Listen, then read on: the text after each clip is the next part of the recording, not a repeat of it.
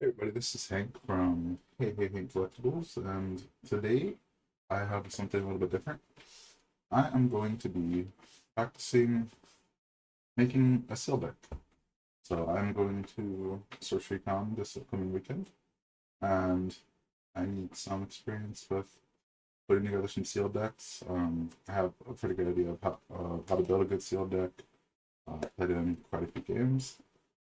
Source is a little bit different in that regard, but I'm looking to get through the card pull, see how a pack generally looks, what you can generally expect from a sealed pull, and just sort of give you some tips on my general thought process when going through that. So in Sorcery, you're going to get 6 packs from the box, and you're going to get a draft kit or portions of a draft kit.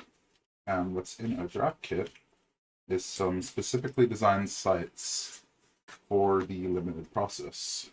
So if you open one up, it'll give you a quick instruction on how the draft is performed, as well as the requirements. So you do need one avatar. The one that's provided in the draft kit is the spell singer. You also need a spell book of 24 spells that are in your limited pool, as well as 12 sites that are in your limited pool. So those can be the ones from your packs, or they can be the ones in this draft kit. So if you look here, Spell Slinger is the generic one that you have. You start the game with 4 spells in hand, and you get to play or draw a site by tapping it. So it's a fairly generic effect. You do get the extra spell card in hand, but that is fairly straightforward. That's your baseline. And in this set, given that the only way that you're going to pull an avatar is in the elite spot or in your foils, you're very likely going to be playing Spellslinger in the Arthurian Legends sealed. Now for your sites, you have some generic ones. I believe they are all the same. They're all going to say you can include any number of this site, and there's one for each element. You have the Spire, you have the Valley, you have the Wasteland, and you have the Stream. So, you ideally, you're going to be using this to fill out your decks.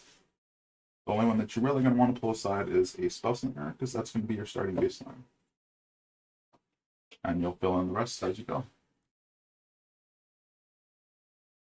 Alright, so I'm back. I got my 6 packs.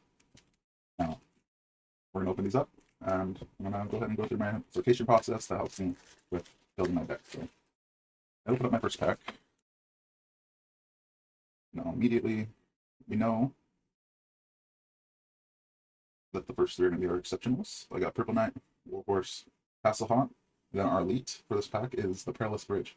So what I want to do is I want to take my exceptionals and my elites, and I want to put them in a separate pile, because those are generally going to be a little bit higher power level than your ordinaries. Now, the ordinaries are going to be the bulk of your deck, so you're going to want to find the ordinary pool that has the strongest core and have sort of like a build around with some of your most powerful top end cards. So what I'm going to do is I'm going to organize these ordinaries by their elements. And we'll put our sites off separately, because those are going to be important. You're going to be ones wanting to play as many of the sites that you find in your pool as you can, because sites with an effect are going to be better than sites that don't have one. So we're happy to start here. This is what it's looking like.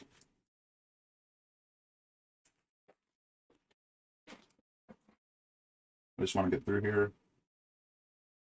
All right, got vengeful air from over there. I just want to get through here and get a general idea of how my elements are laying out. I'm not necessarily reading every card at this point.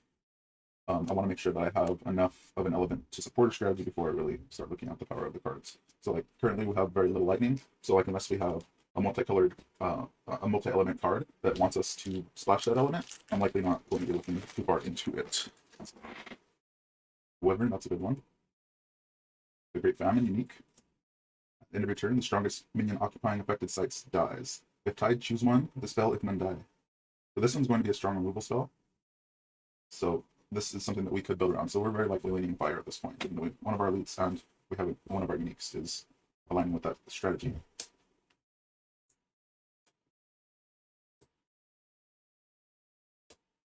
Just a rock.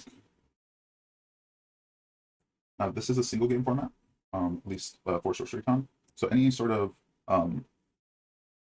strategy specific hate cards, I want to call them, are going to need to be included in the main deck. So you're going to want the ones that you do include to be just generically good as well, if you don't have too many dead draws in the deck.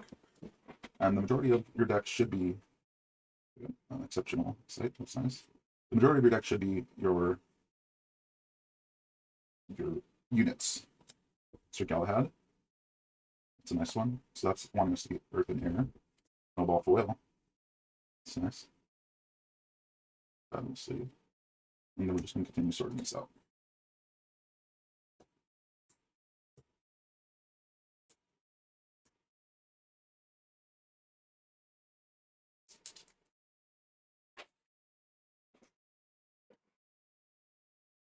Right? It's another Air and Earth. Surveillance, Air and Fire. So this one is Lance. When Surveillance strikes an avatar, destroy the avatar's site, then bury other minions and artifacts there. So that one has a destruction ability, so that's going to be pretty strong, and it does have a high defensive stat. If we look at Sir Galahad as well, this one's going to be healing us, but its effect is going to be very corner case. But having the stats that it has is going to be good. The threshold might be hard to hit, so we're going to need to look at our pool to see if that one is particularly playable, or if we can sort of make our pool work to play it. We'll continue sorting here. Burning Hands. It's nice removal. Alright. We got our last pack here to pull.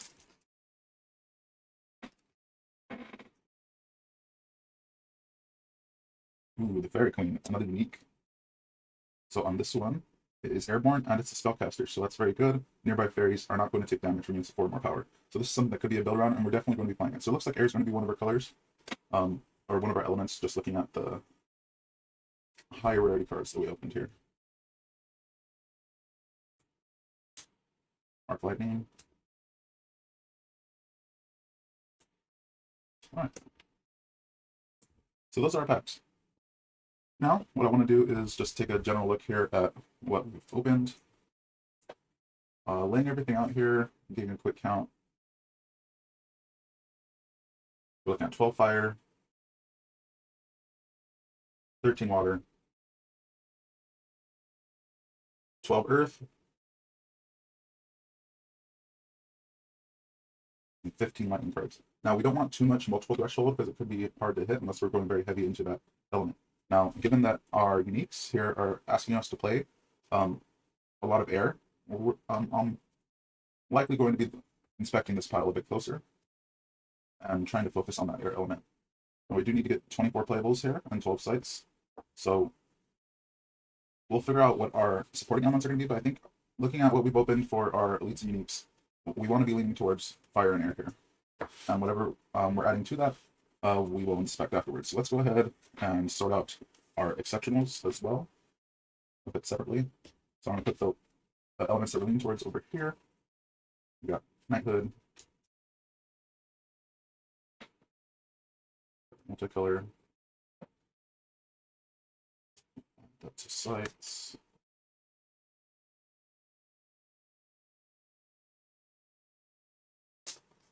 Just a rock is something we might want to look at as well in case we come across some strong equipment, artifacts, and the like.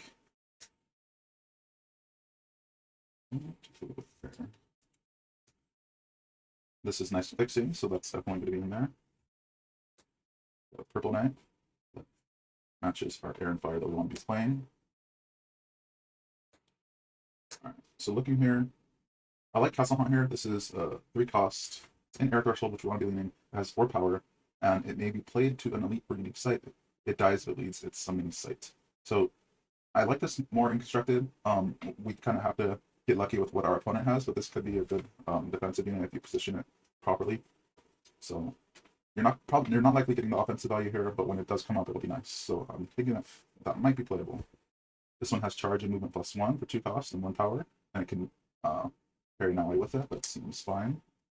Let's look at our generics. Enemies can't move or bonk around, and can't be disabled or moved by force. So that's a nice generic vanilla. So that's can't be impaired. Alright, looking at fire. Similar to the Fine Courser, a little bit slower, but having additional power. That's a strong card in Warhorse. We have Lava Flow. That one's going to be removal. So removal is always strong. With that. This is some response to equipment, which we may not see too much of, but we don't want to lose a game to a powerful equipment that we can't remove. And it is only the single flyer threshold. The water, Poindexter is a nice card, and Airborne is a nice ability to have as well. Evasion is always good and limited. For Earth, we definitely like this Wyvern, but making the 2 Earth work may be a problem, so we'll need to get back to this. Knighthood is okay. Hunting parties is decent stats. Ranged is a nice ability as well, so if we are splashing Earth, I could definitely see myself playing that. So I'm going to go ahead and take aside the water element because I do not believe we'll be playing that. I do not believe we'll be playing Knighthood either.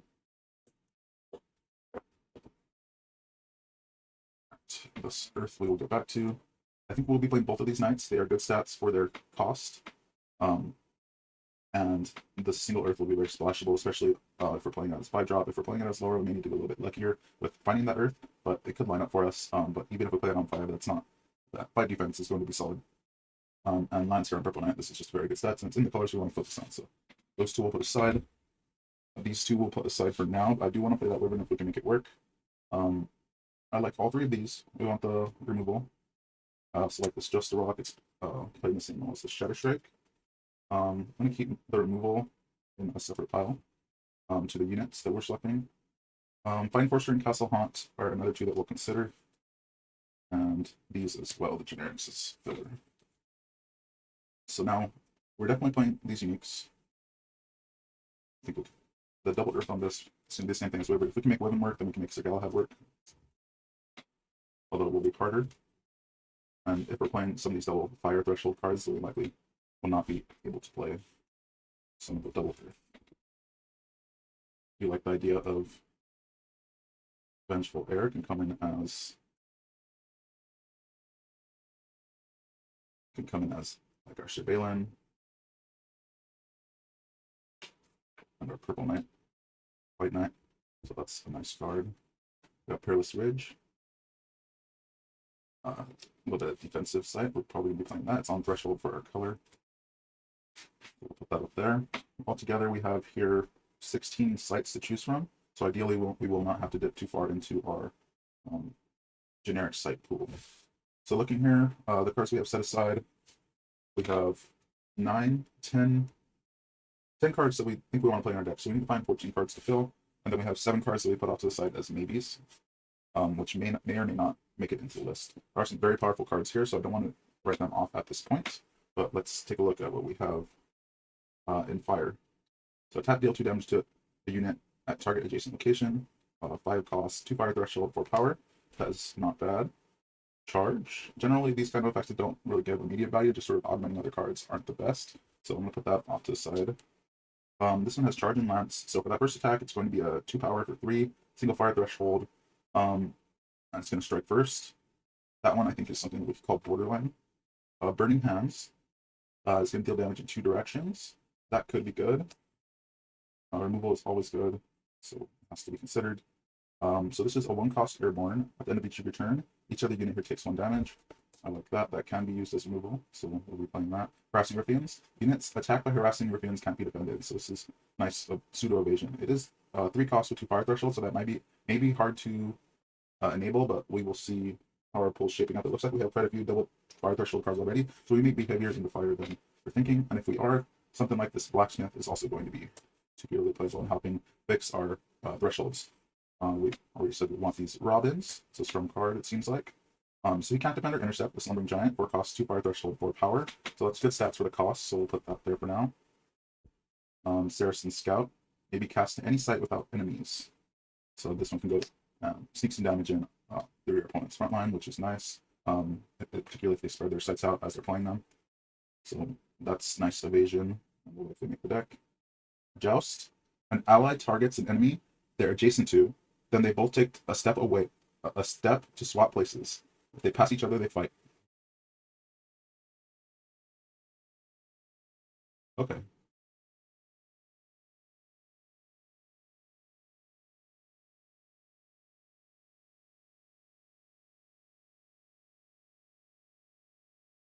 So this one can be pseudo removal as well. And Hamlet sprays. Conjure top and order an exceptional site. At the start of your turn, destroy this site and minions atop it. So I like that card. If your opponent has a particularly powerful site, you can just get rid of it straight away. So I'm thinking that's a playable. But is sort of like a corner case as well. So we'll put this here for now. You know what? That's probably just good enough. It forces them to move around to avoid being destroyed by the Hamlet, and at the very worst, to get one of their sites, which forces them to draw another site. So I think that is okay. Let's put this here, and if we end up needing to cut cards, we will. This one is in the maybes. I do not believe we'll be playing this charge, though. Alright, now let's look at our air. Eating Banshee, 4 cost, double air threshold, 3 power. It's an ordinary spirit of sorrow and regret. Maybe cast for 0 if an allied mortal died this turn. So we have quite a few mortals that we've picked out here, I do believe. Mortal. And that's just going to be a common thing in this set. So that actually works pretty well. You could very likely be casting this for 0, but still having the threshold to hit. But that is a nice card. Arc Lightning, just generic removal. That. Sherwood Huntress has range and okay stats for the cost.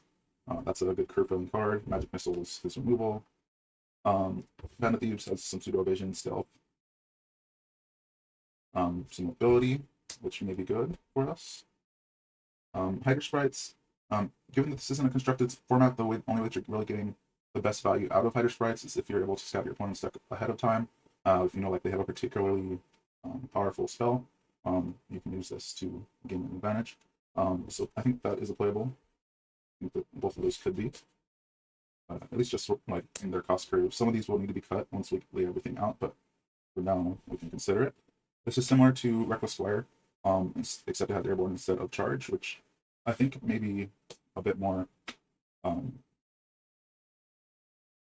think that the airborne might be a bit more applicable for the limited environment. We'll put both of them off to the side for now until we see what our cost curve looks like. All right, a Band of Thieves. Against the stealth is nice, so we'll put that there. This one replaces itself for 2 and gives a minion airborne this turn. That is not bad. An Ominous Owl is going to be a nice evasive card. So now we have too many cards. So what we're going to need to do is start cutting it down. We'll pile these all together. Clear the way here and put our navies off to the side for now. And let's see what our costs look like. So we're going to grab all of our sites as well and sort of clear some space. And we will look at those in a second. Alright, so I'm just going to go and sort these by cost so that I can see sort of how we can expect our turns to flow. And that'll guide us in where our cuts should happen.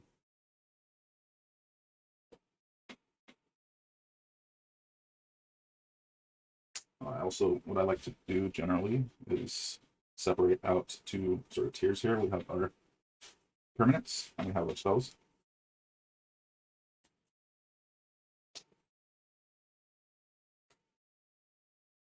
We do end up wanting to have majority permanents, which should be how it works out. Having presence on board is important for limited.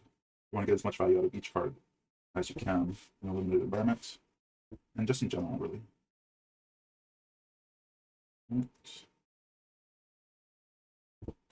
Alright, so this actually looks to be a pretty good curve here.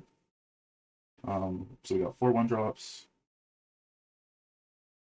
8 2-drops, 5 3-drops, 4 4-drops, and 2 5-drops in the permanents. And then we have 8 spells here, ranging from 2 to 5. I think we may have 1 too many 4-drops, so this Shatter Strike may end up coming out. Just mark that off to the side for now. But that's not determined yet. So now let's get a total count here.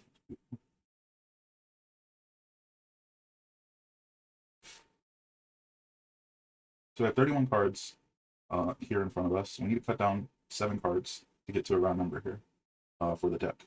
So some of these situational cards are what I'm looking at first. Just a Rock is a good low-cost card. It's semi-situational,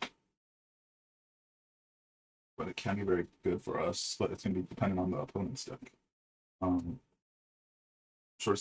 Sort of the same here with Hamlet's Ablaze. It's in a little spell that can be fairly easily dodged.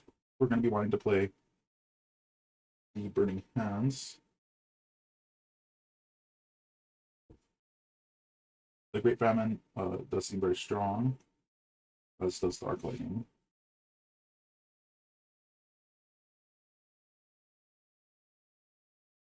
Shadow Strike could be a cool piece of removal, because you do get the strike and the equipment removal at the same time.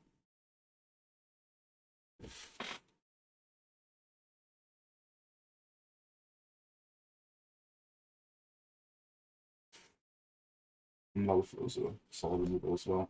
So the only thing I'm really putting aside here is the Hamlet's Ablaze. Now let's look at our curve. I think we want these 3 1-drops for certain.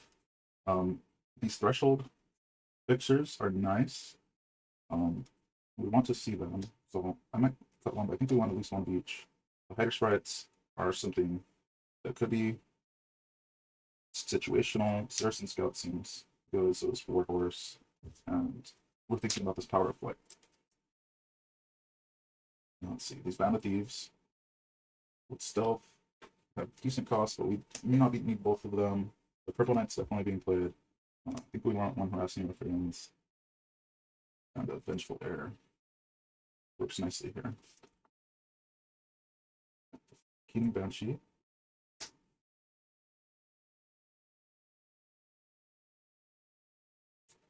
Very Queen and Surveillant are all going to be played.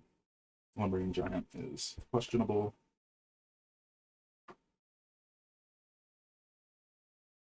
Vikings and White Knights seem fine as well, although Vikings is questionable here. So we've selected 4, 5, 6, 7, 8, 9 cards. Here as potential cuts. We needed 7, so 2 of these could go back into the pool. But let's see. We have 3 1-drops, 4 of each, 2 and 3, 3 4s, and 1 5. That curve seems fine. The only thing that I could see having is maybe another 2-drop here. Looking at our thresholds, we have 2, 3, 4 double fire, 5 double fire, and 1, 2, 3, 4 double air. So, and just fire in general. Single fire is not going to be an issue. Double fire, double air is what we're looking at here.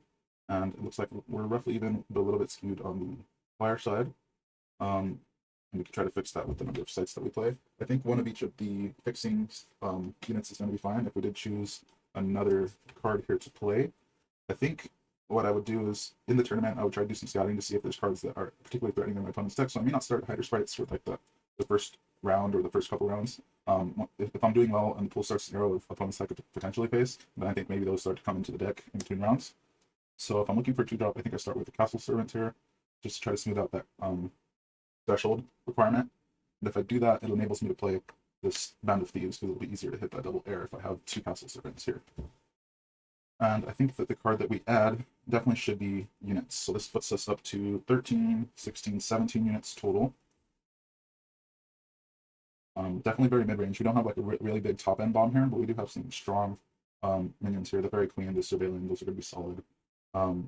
Purple Knight's a very good card. We can try to get a second copy of that with the Vengeful Heir. So if we hold this Vengeful Heir, we have a nice, some nice powerful cards here. I would have liked to play that Wyvern, but let's see how this shakes up here.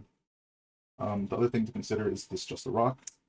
But if we have a Shadow Strike, we do have some way to deal with enemy equipment, and we can't expect them to have too many, but this is a consideration as well, sort of in the same line as these Hider Sprites. So that would be like our main sideboard cards that I'm seeing.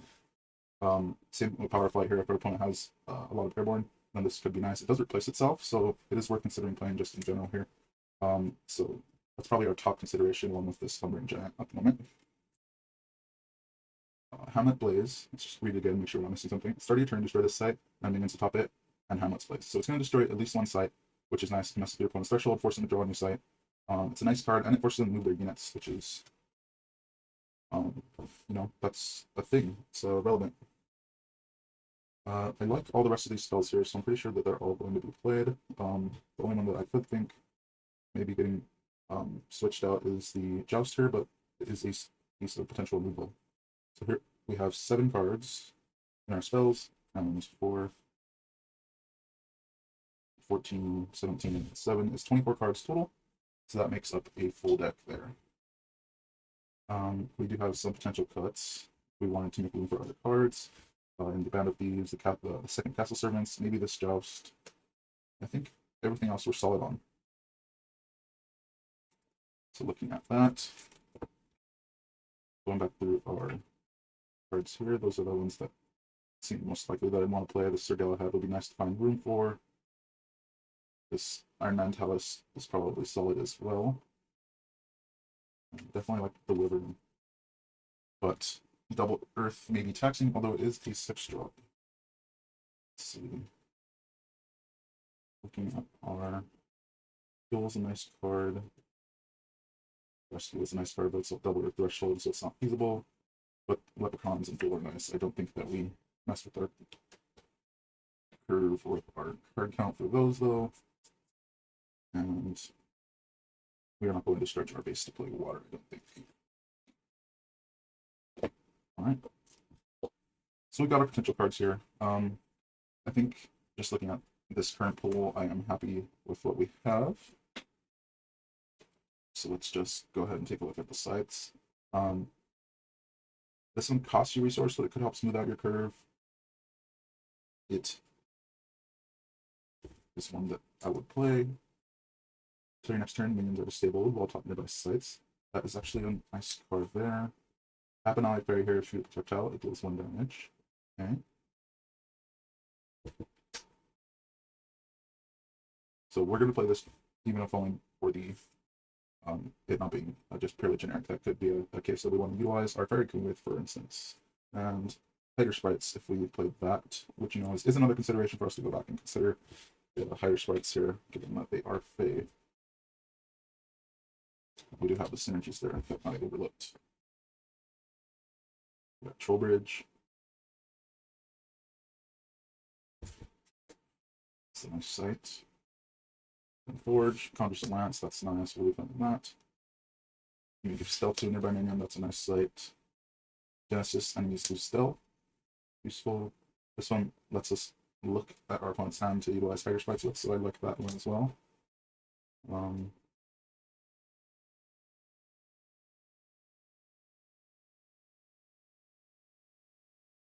Fog does nice. But I do not want too many water sites unless I'm going to be sloshing water, which I don't think that I am. Hamlet is a potential site we'll want to play. We do want to make sure our sites have threshold.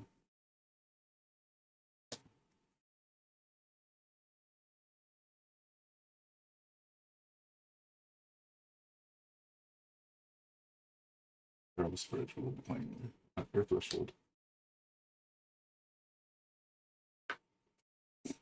Alright, so I like the bogs, this troll bridge, and Goblin Brook. So we got 4 water sites here that we like. I think if we're playing those, Pond becomes playable, but just looking at our pool, that doesn't really fit with what we have. We have 4 sites providing air that we like.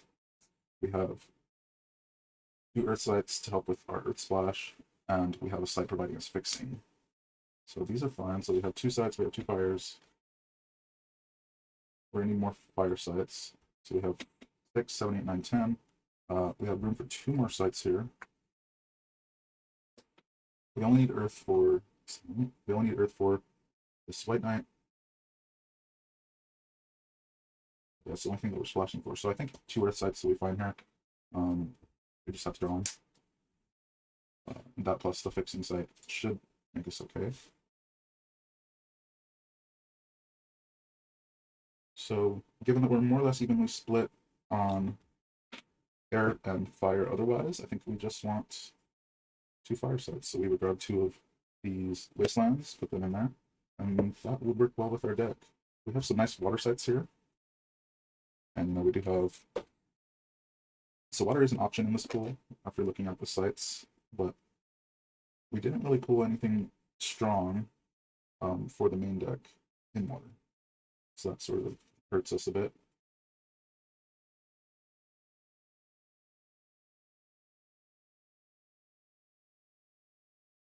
Yeah, I don't see anything that's particularly drawing us that way, so I think we can ignore that for the purposes of this deck build and place these aside.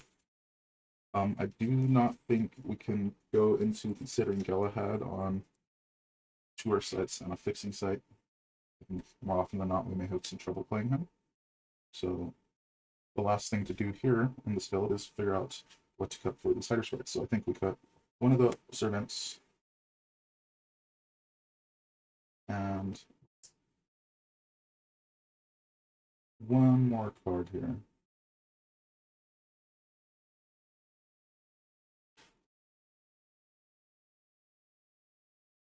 We'll keep all these. Down with these is nice.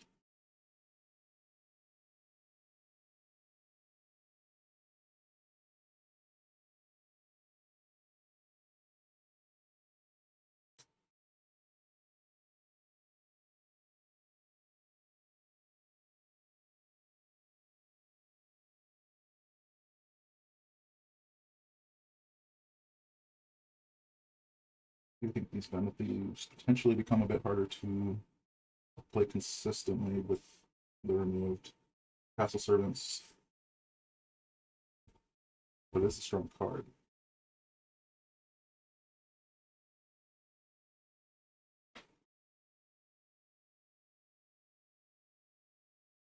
I think it's the Band of Thieves. So that gets added to our potential sideboard. And that is our sealed pool. So I'll just give a quick recap of where we landed. We are on Fire Air with a nice curve using Spellslinger. We're trying to take advantage of our Surveillant and our Fairy Queen, try to use our Knights with Vengeful Air, and just try to have good value creatures. We're fairly aggressive. We have a low curve. We're not really working towards any particular top end. We have some good removal cards here to help deal with our opponent's units. So we have 7 removal spells there. That's a solid deck of 24 cards, and then we have some good sites. I think the only site that I would definitely consider is the Troll Bridge here. The Troll Bridge could potentially be better than see, like, this time it provides no threshold, but it is nice that it reduces the cost of your minions, but that may not be too particularly relevant. So I could potentially see playing this Troll Bridge over it instead. Like this, but potentially acts as a site without threshold for us. I could see that. Alright, like this. So we have 1, 2, 3, 4, 5, 6, 7, 8, 9, 10, 11, 12 sites. And that's our deck. So that's kind of how I would go through figuring out my sealed pool. I know this was a little bit on the longer side, about 45 minutes, but you would get roughly that amount of build time at the event, so not too bad. While this is just trying to get a look at the cards and get an understanding of their abilities. I haven't played too much Arthurian Legends to this point, but I have a pretty good understanding of how to evaluate the cards for a limited setting, so I think this will be a solid deck. Let me know your thoughts. If you do anything different when you're building your sealed decks, I'd love to hear it. Otherwise, thanks for watching. Until next time, peace.